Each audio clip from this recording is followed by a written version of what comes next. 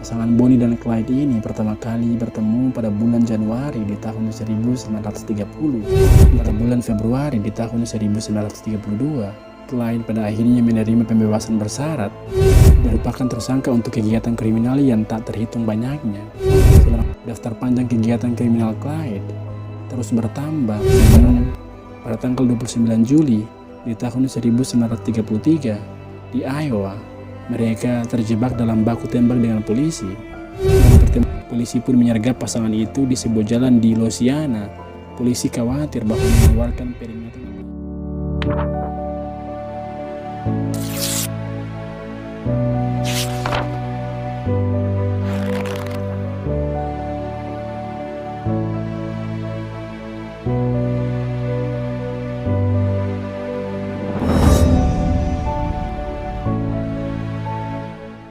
Hi, it's me, D again. Bagaimana kabar kalian hari ini? Semoga sehat-sehat selalu, stay strong dan jangan pernah menyerah. Seperti biasa, kita akan selalu mencari dan membahas hal-hal menarik yang ada di dunia ini. Dan semoga saja you guys enjoy the video. Bonnie dan Clyde adalah penjahat yang beroperasi selama era The Great Depression. Pasangan ini bertanggung jawab atas banyak kejahatan, termasuk pembunuhan dan perampokan yang tak terhitung jumlahnya. Clyde bertanggung jawab atas beberapa kejahatan dan dicari karena perampokan, pembunuhan, serta tuduhan penculikan oleh negara bagian. Seperti apa nantinya? Pantengin terus ya, jangan di skip biar kita sama-sama paham. Oke? Oh iya, before we continue, don't forget to subscribe juga ya, agar kalian selalu menjadi yang pertama yang mendapatkan update notifikasi setiap kali ada video baru dari kami.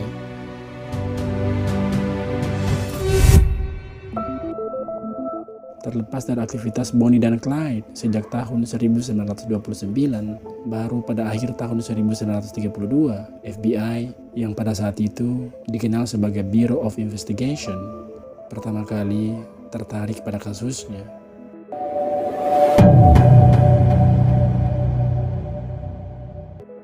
Pasangan Bonnie dan Clyde ini pertama kali bertemu pada bulan Januari di tahun 1930 di Texas dan langsung jatuh cinta. Bonnie Parker yang kala itu berumur 19 tahun sebenarnya sudah menikah dengan seorang pria yang dipenjara karena pembunuhan, sedangkan Clyde Barrow yang kala itu berumur 21 tahun adalah seorang lajang yang haus akan petualangan. Pasca bertemu, Clyde diketahui tertangkap karena perampokan dan dikirim ke dalam penjara. Dia mencoba melarikan diri dari penjara dengan menggunakan pistol yang diselundupkan oleh Bonnie kepadanya. Namun, dia ditangkap kembali dan dijebloskan lagi ke penjara.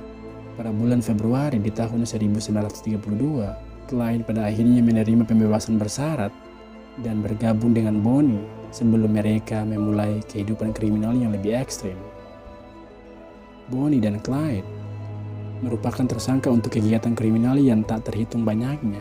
Selama bertahun-tahun menjalani kehidupan kriminal, mereka diyakini telah melakukan setidaknya 13 pembunuhan.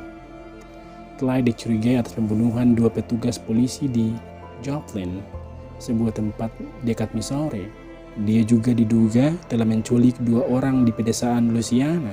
Pasangan itu terlihat menampakkan diri berkali-kali dan diduga terkait dengan beberapa perampokan bank dan pencurian mobil. Daftar panjang kegiatan kriminal Clyde terus bertambah secara eksponensial.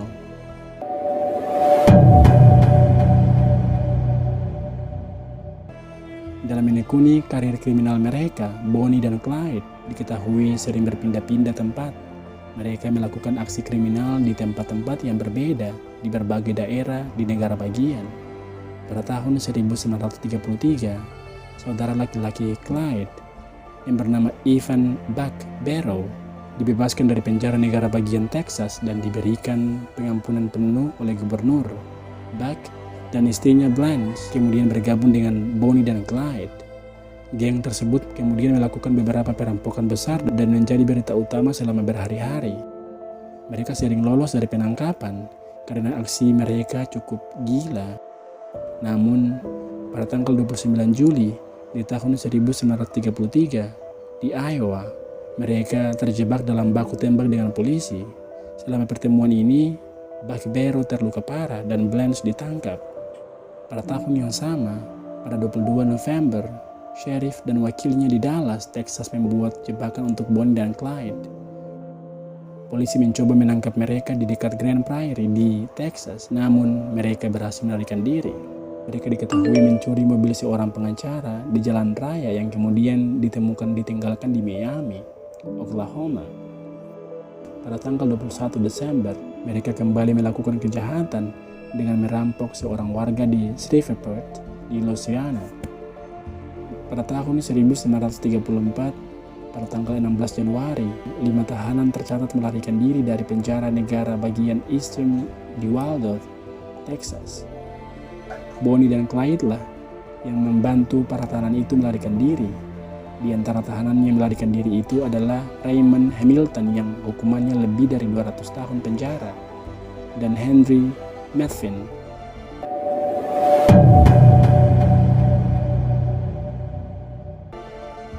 Pada tahun 1934, Bonnie dan Clyde mencuri Ford Deluxe sedan yang kemudian mereka gunakan untuk berkeliaran di seluruh Midwest, meninggalkan jejak pembunuhan dan perampokan di belakang mereka.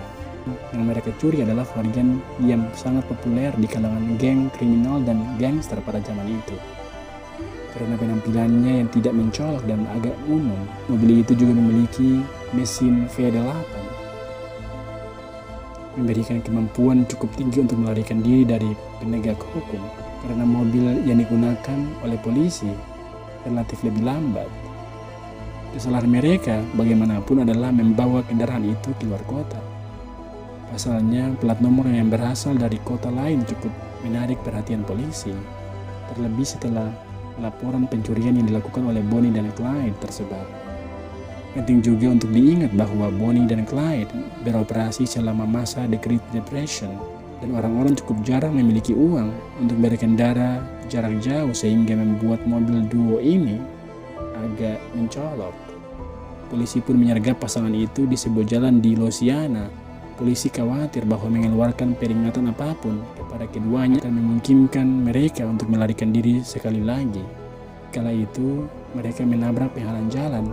Petugas kemudian menembaki Bonnie dan Clyde yang terjebak di dalam kendaraan mereka sendiri. Tembakan itu tidak berhenti sampai keadaan mobil itu benar-benar sunyi. Dua kriminal yang terkenal itu meninggal pada tanggal 23 Mei di tahun 1934 dalam baku tembak tersebut.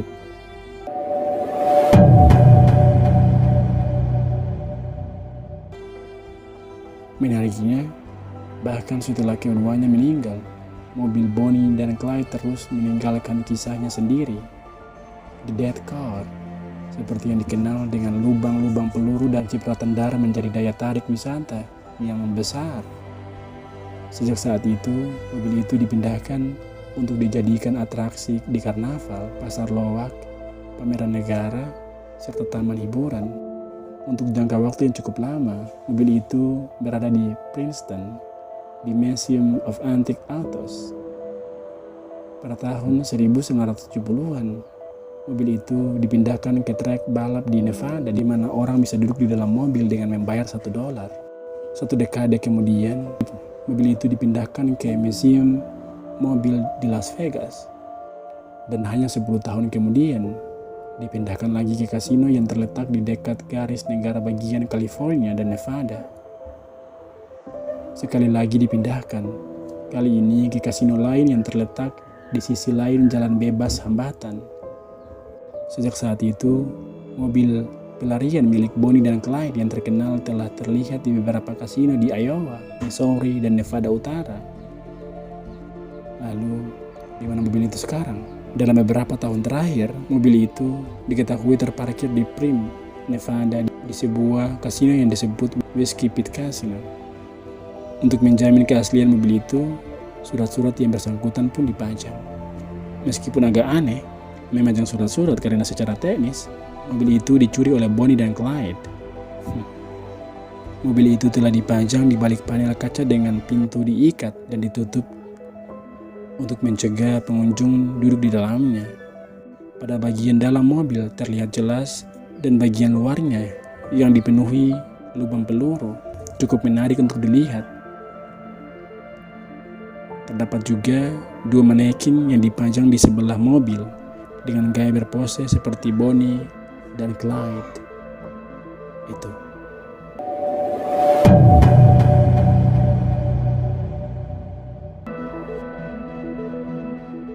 Bagaimana menurut kalian? Berikan selalu pendapat-pendapat terbaik kalian terkait video kita kali ini. But in the end, I hope you guys enjoy the video. Don't forget to like the video and subscribe juga untuk selalu mendapatkan notifikasi terbaru dari kami. Now, it's time for me to sign out. My name is D. Stay safe and until next time.